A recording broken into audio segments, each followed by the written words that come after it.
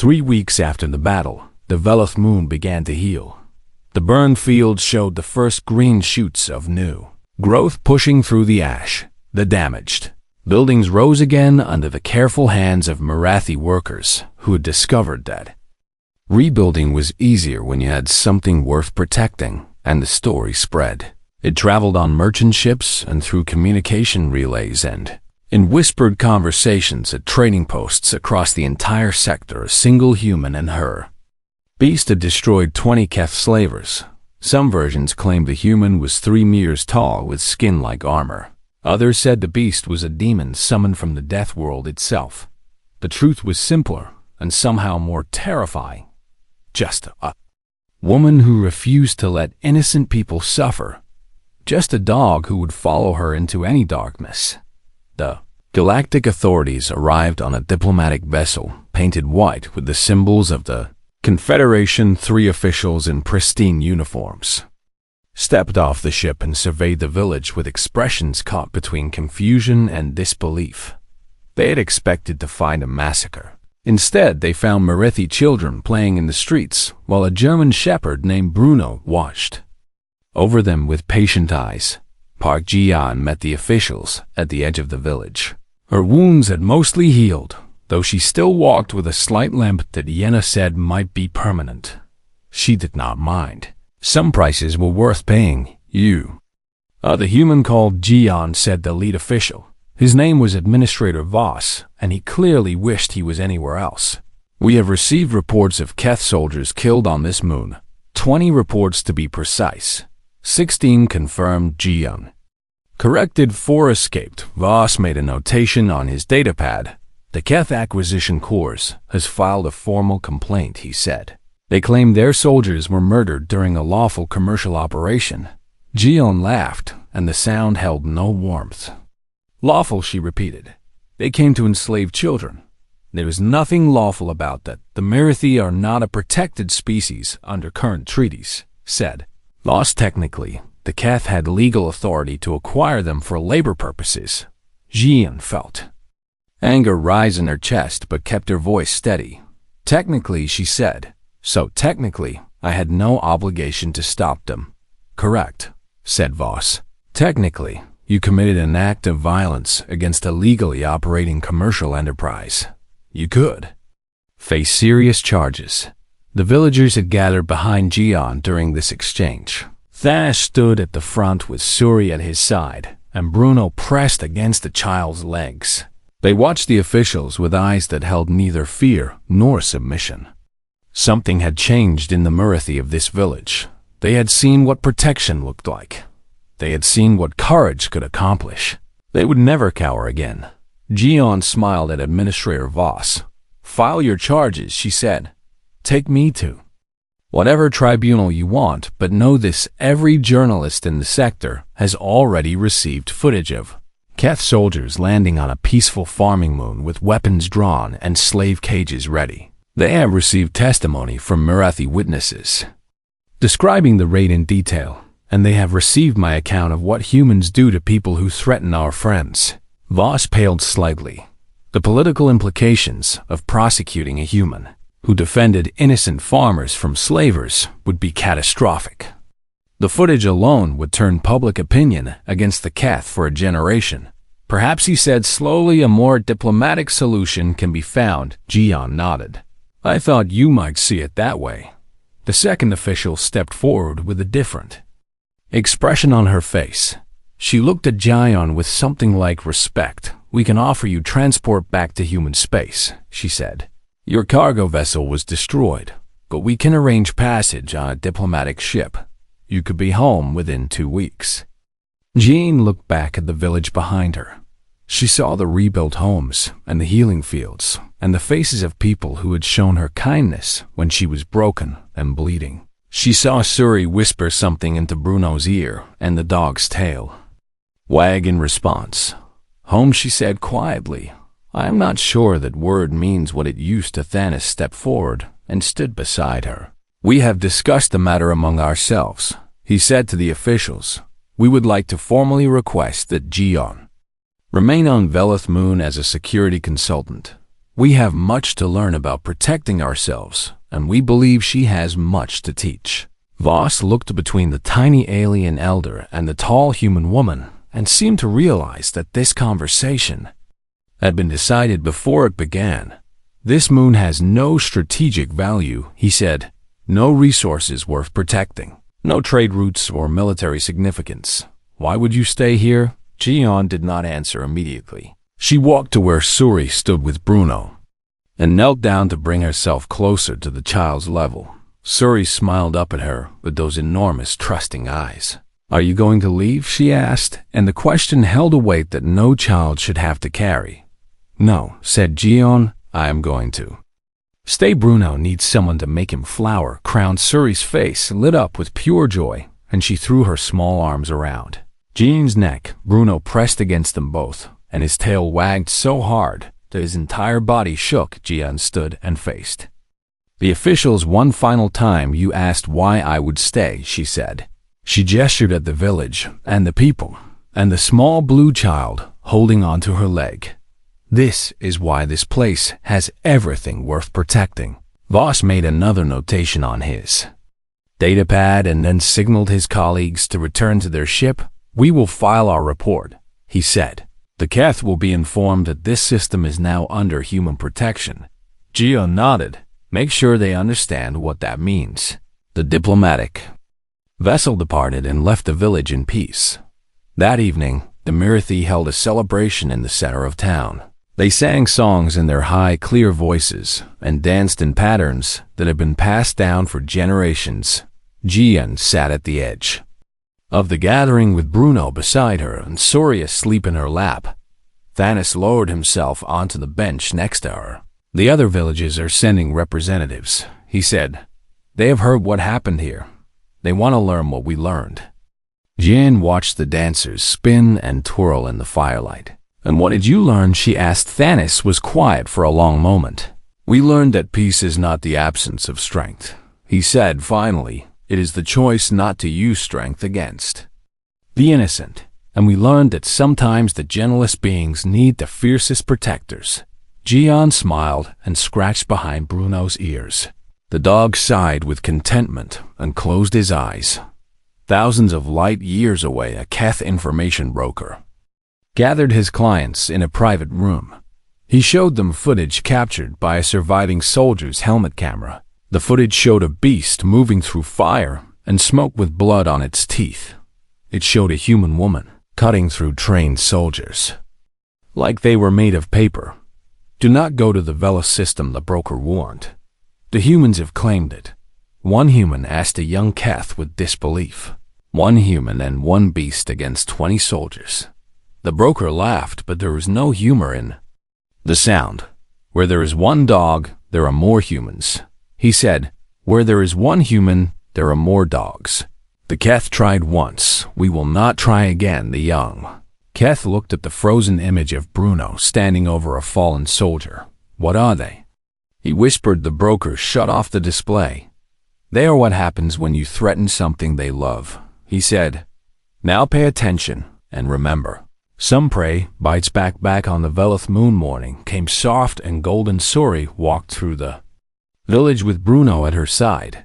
The Mirithi adults still watched the beast with nervous eyes, but they no longer ran away. Progress, an elderly farmer, stopped in their path and stared down at Bruno with obvious discomfort. That creature, she said, killed many beings. Is it safe? Suri beamed up at her with perfect confidence. My puppy did not eat you, she said. The beast bared its teeth in what humans called a smile. The farmer was not entirely reassured, but Suri just laughed and continued walking, with her hand resting on Bruno's head. Behind them, the village went about its business. Farmers tended crops, children played games, and somewhere in the distance, Jian trained a group of volunteers in the basics of self-defense. The Veloth moon had changed forever. It was no longer just a farming colony. It was a home, and it would never be prey again. The flames painted the night in shades of orange and red, and the smoke made breathing difficult. But Jian had fought through worse. She pressed her back against the stone wall of a storage building and counted her remaining weapons. The sharpened farming tool in her hands, 2 more makeshift grenades on her belt, a length of wire wrapped around her wrist for close combat. Against 9 Keth soldiers with pulse rifles, not great odds, but not impossible either. Bruno appeared at her side with blood matting the fur on his shoulder where the pulse bolt had grazed him. His breathing was heavy, but his eyes remained focused and alert. "Good boy," whispered Gian. "We are almost done." Bruno understood. He always understood. 3 years they had worked together on the cargo vessel, and in that time, they had developed a partnership that went beyond words. A gesture meant move left. A whistle meant circle around. A snap of fingers meant attack. Gian peered around the corner and saw the remaining Keth soldiers clustered in the village center. Commander Vreth stood at their head, screaming orders that his terrified troops struggled to follow. "Find the human," he bellowed. "Find the beast, I want their heads." One soldier broke from the group and moved toward Gian's position. She let him come. When he rounded the corner, she was waiting. The sharpened tool punched through the gap in his armor at the neck, and the soldier dropped without a sound. 8 left. Gian took his pulse rifle and checked the charge, half full. Better than nothing. She gave Bruno the signal for circle around, and the dog vanished into the smoke. Then she stepped into the open and fired. The pulse bolt caught another soldier in the chest and sent him spinning to the ground. The remaining Keth returned fire immediately, and Gian dove behind a water trough as energy scorched the air around her. "Flank her," Vreth commanded. "Do not let her escape." 3 soldiers moved to the left while 3 more went right. Vreth and 1 guard remained in the center. Gian smiled grimly. Bruno hit the left group first. He came out of the smoke like a nightmare made flesh and took the rear soldier down before the others even knew he was there. The second soldier turned to shoot, but Bruno was already gone. The third soldier fired blindly into the darkness and hit nothing. Then Bruno came back, and this time he did not retreat. Gian heard the screaming from across the village and used the distraction to move. She circled behind the building and came up on the right group from an angle they did not expect. The first grenade landed at their feet. The explosion was not powerful enough to kill through armor, but it knocked all 3 soldiers down and sent their weapons flying. Gian was on them before they could recover. The fighting was ugly and brutal, and nothing like the elegant combat shown in entertainment vids. She used her fists and her elbows and her knees and the length of wire around her wrist. When it was over, 3 more Keth lay still in the dirt. Gian stood panting with blood dripping from a cut above her eye and pain screaming from a dozen different wounds. She looked across the village center and saw Vreth standing alone with his weapon aimed at her. His last guard lay on the ground behind him with Bruno's teeth marks on his throat. The dog stood between Gian and the commander with hackles raised and lips pulled back in a snarl that needed no translation. "You killed my soldiers," said Vreth, and his voice shook with rage. "All of them. You and that beast." Gian limped forward until she stood beside Bruno. "They came to take innocent people," she said. "They came to put children in chains. They got what they deserved." Vreth's grip tightened on his weapon. "I will kill you both," he said, "and then I will burn this village to ash." He fired. Gian tried to dodge, but her wounded body would not move fast enough. The pulse bolt grazed her side, and she felt hard pain exploded through her entire being, and darkness crept at the edges of her vision. Bruno did not hesitate.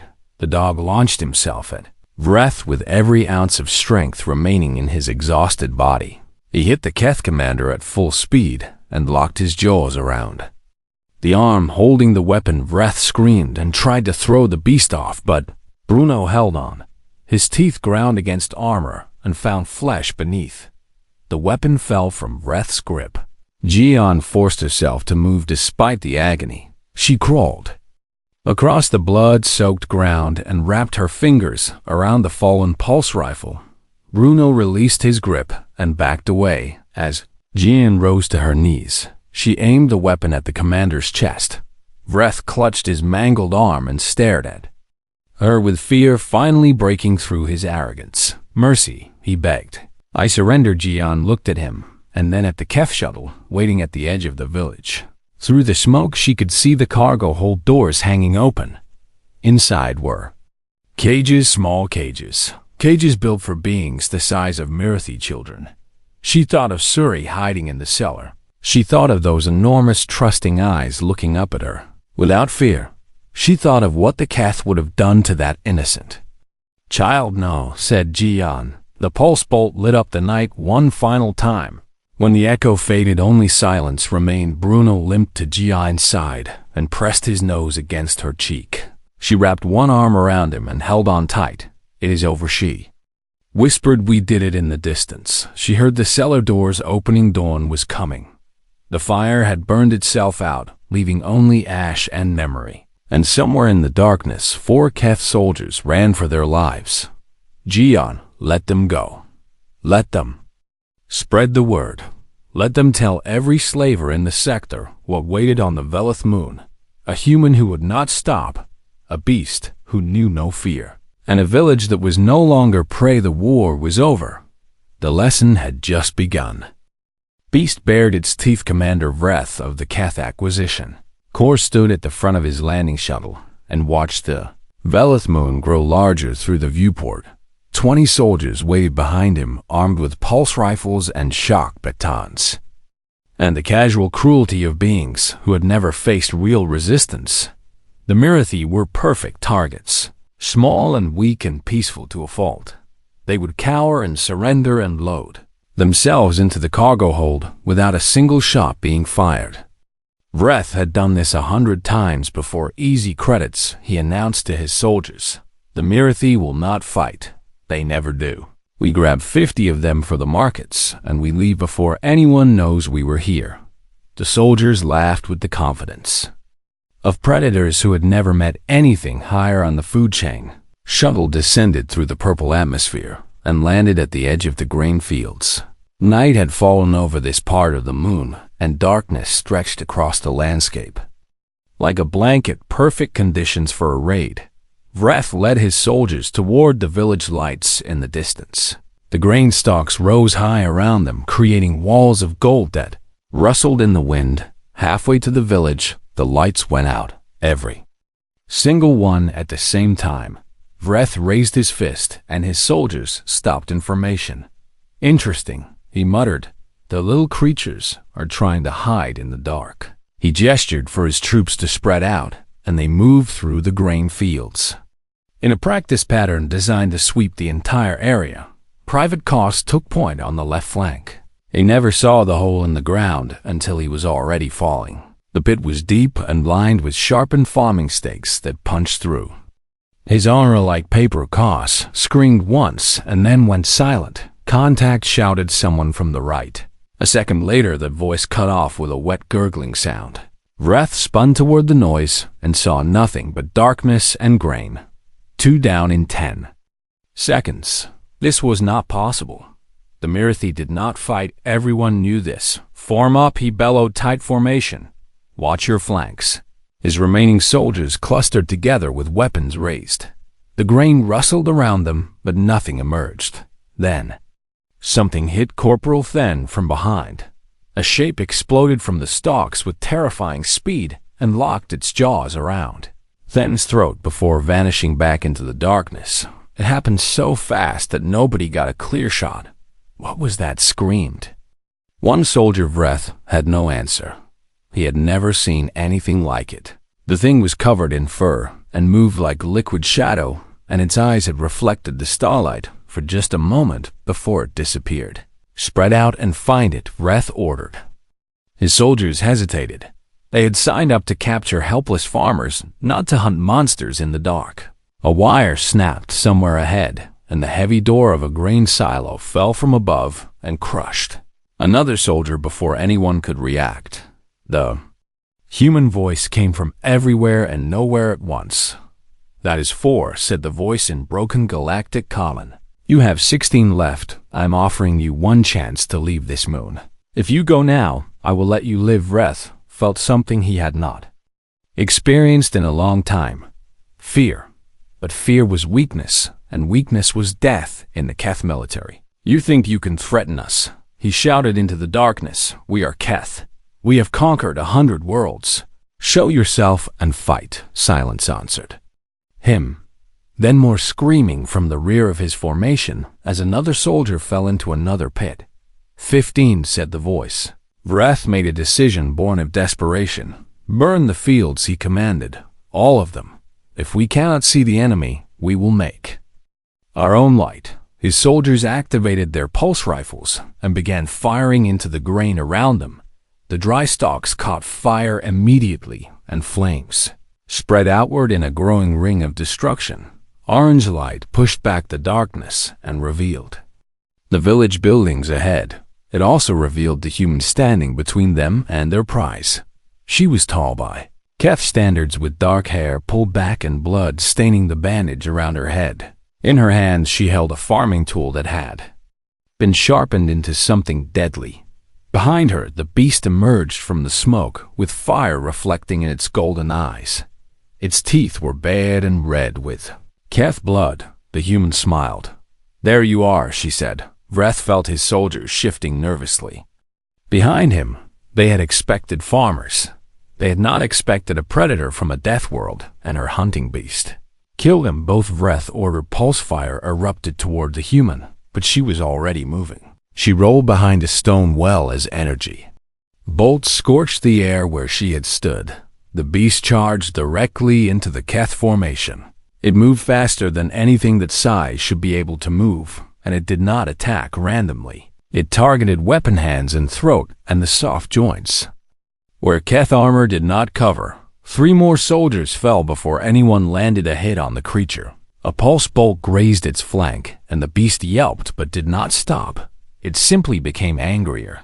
The human emerged from cover and hurled something that exploded in a flash of light and sound, a makeshift grenade built from grain alcohol and farming chemicals. 2 Keth soldiers stumbled blind and deaf from the blast. The human cut them down without hesitation. Her movements were efficient and brutal, and spoke of training that the Keth soldiers could not match. This was not a farmer defending her home. This was a warrior who had found something worth fighting for. Vreth counted his remaining soldiers and found only 9 still standing. Half his force gone in minutes, all because of 1 human and 1 beast. From the cellar beneath the grain storage building, little Suri watched through a crack in the wooden doors. The other Marathi huddled in terror behind her, but Suri could not look away. She saw Bruno moving through the fire and smoke like a spirit of vengeance. She saw the human woman fighting with a ferocity that defied understanding, and somewhere in her young mind, Suri began to understand what protection really meant. My puppy looks angry, she whispered. Thanos put a gentle hand on her shoulder. That is not anger, little one, he said quietly. That is love. Love with teeth above them. The battle continued, but the outcome was no longer in doubt. The Keth come expecting sheep. They had found wolves instead. Jian opened her eyes to an unfamiliar ceiling made of woven grass and wooden beams. Her head throbbed with pain, and her mouth tasted like copper and dust. She tried to sit up and immediately regretted it as the world spun around her. A weight pressed against her side, and she looked down to find Bruno curled against her, with his ears perked at attention. Good boy, she whispered, and her voice came out rough and broken. Bruno's tail thumped against the floor twice. Then Jian noticed a small blue figure sitting cross-legged at the foot of her bed. The creature was tiny and delicate, with enormous eyes that watched her with open curiosity. Jian's training kicked in, and she scanned the room for threats while keeping her body still. She found none. Only the small alien child and the simple furnishings of what appeared to be a medical room.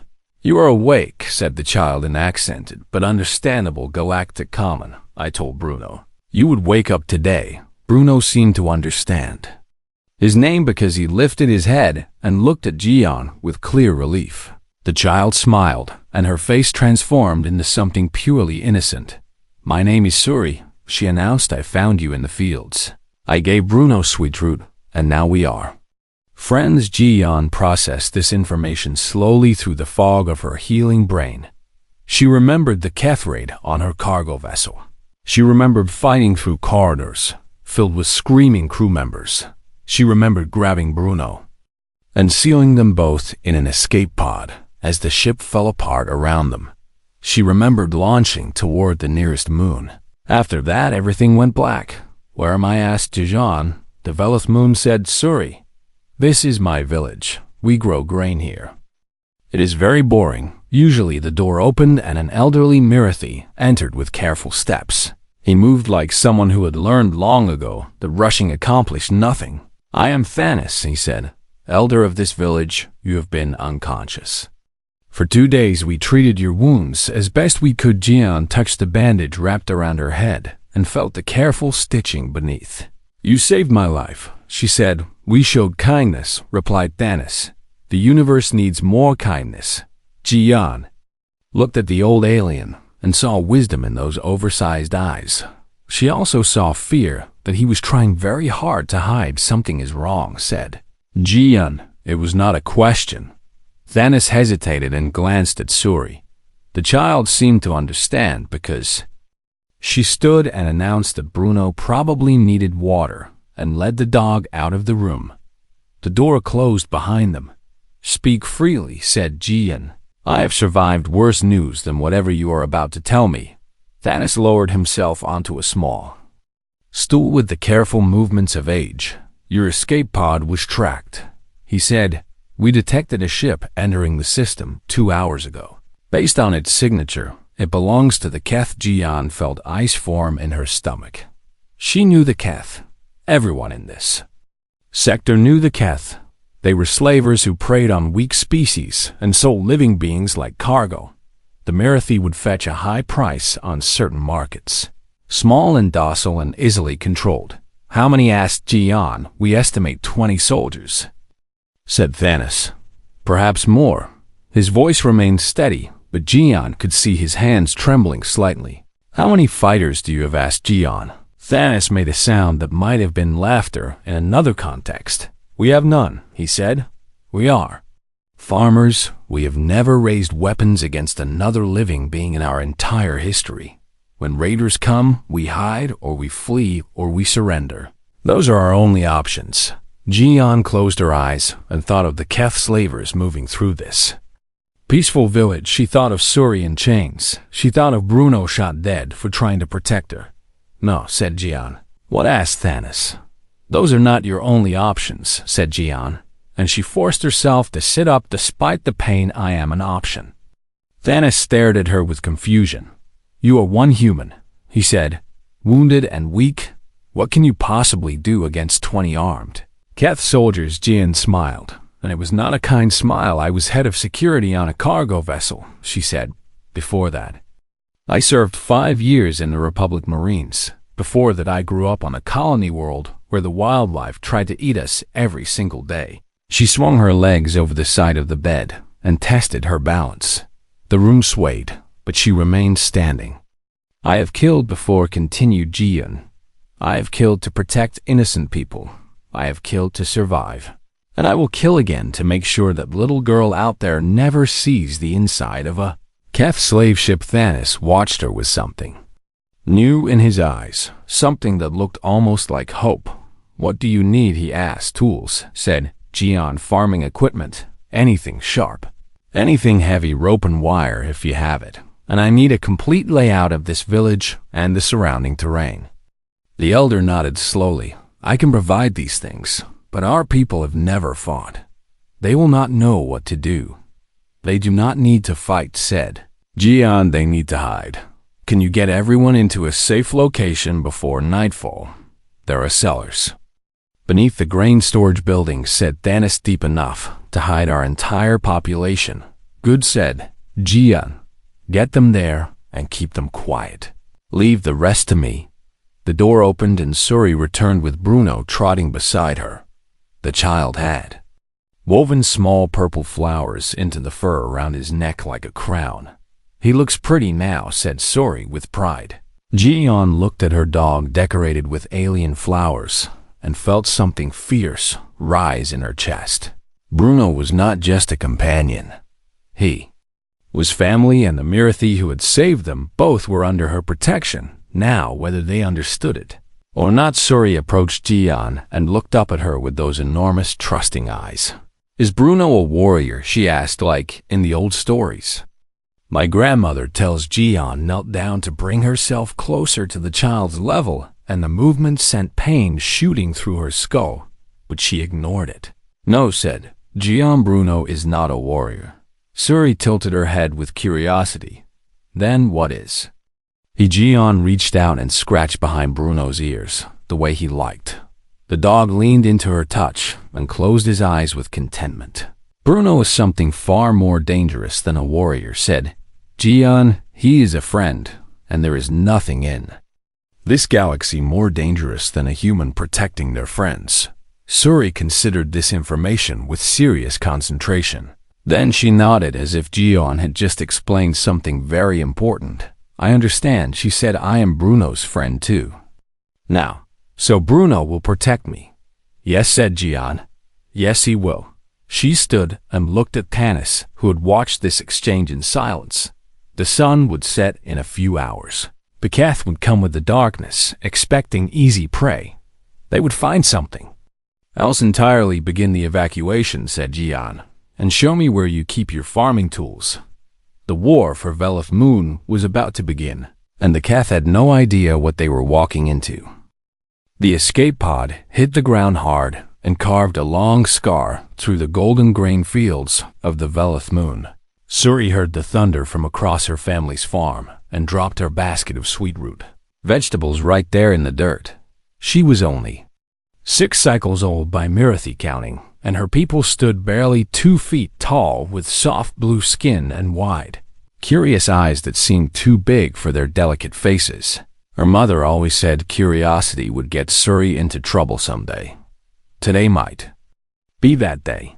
Suri ran through the tall stalks of grain that towered over her head like a forest of gold, and she followed, the smoke rising into the purple sky until she reached the edge of a crater. The metal thing in the center was shaped like an egg but bigger than her entire house, and steam rose from cracks along its surface. She should go back and tell the adults. She knew this. But then she heard the whimpering sound coming from inside. Suri slid down the crater wall and approached the strange object with careful steps. A section of the metal had broken away, and through the gap she could see 2 figures inside. One was enormous by Mirithi standards and lay motionless against the interior wall. This creature had pale skin and dark hair, and red liquid seeped from a wound on its head. The other figure made Suri freeze in place. It was covered in thick fur, the color of shadows and gold mixed together, and it had a long snout filled with sharp teeth and eyes that locked onto Suri with fierce intensity. The beast growled low and dangerous. Suri had never seen anything like it in her entire life. She had heard stories, though. The traders who visited their moons sometimes spoke of a species called humans who came from a death world where everything tried to kill everything else.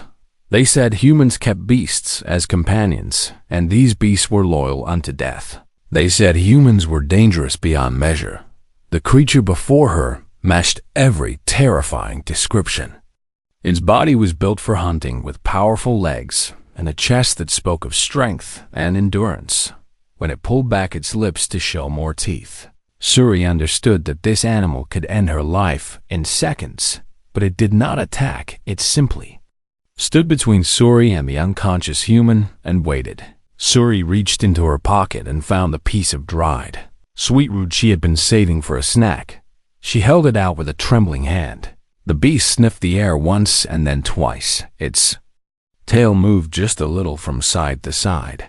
Suri took 1 step closer and placed the sweet root on the ground before backing away. The beast looked at the food, and then at Suri, and then at its fallen companion. Something changed in those golden eyes.